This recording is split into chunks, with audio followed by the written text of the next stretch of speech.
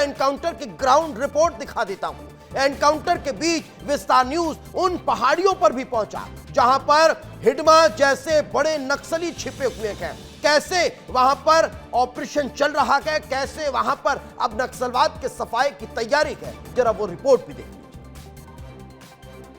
माओवादियों के इतिहास में या फिर माओवादियों से संघर्ष के इतिहास में जितनी मुठभेड़ों को अब तक देखा गया है, ये अब तक होने वाली सबसे बड़ी मुठभेड़ होकर सामने निकल कर आ सकती है। लगातार मुठभेड़ जारी है। बीजापुर के जंगलों में जो तेलंगाना का बॉर्डर है वो गोलियों और बमों की आवाज़ों से, धमाकों से गूंज रहा है। ये सड़क सीधे तेलंगाना को छत्तीसगढ़ से जोड़ने वाली सड़क है। इसी दिशा में आज सुबह तक के लगातार कल यानी कि बीते कल की सुबह से लगभग 4 बजे से लगातार मुठभेड़ जारी है और यहाँ के लोग गोलियों की आवाज़, बमों की आवाज़ लगातार सुन रहे हैं। यहाँ पर जो युवा हैं उनसे एक बार हम चर्चा करके समझने की कोशिश करते हैं, सिर्फ इतना ही कि क्या इन्हें कोई आवाज़ सुनाई दे रही है।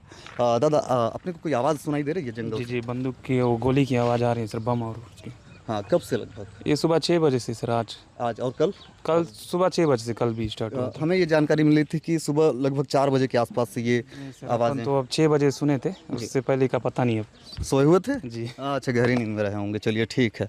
लगातार आप लोग मुठभेड़ की आवाज़ सुन रहे हैं। क्या लगता है कि इससे पहले कभी आप लोगों ने इतनी लंबी चलने वाली मुठभेड़ के बारे में कभी सुना? नहीं सर, ऐसा कभी नहीं सुना। कभी नहीं सुने, है ना। हालांकि जिस क्षेत्र में रह करके हम जिन युवाओं से बात कर रहे हैं, इनके लिए ये एक्सेप्ट कर पाना भी लोहे के चने चबाने जैसा काम होता है, क्योंकि जिस इलाके में ये अपनी ज़िंदगी जी रहे हैं वहाँ पर ज़िंदगी बचाना ही अपने आप में बड़ा संघर्ष है।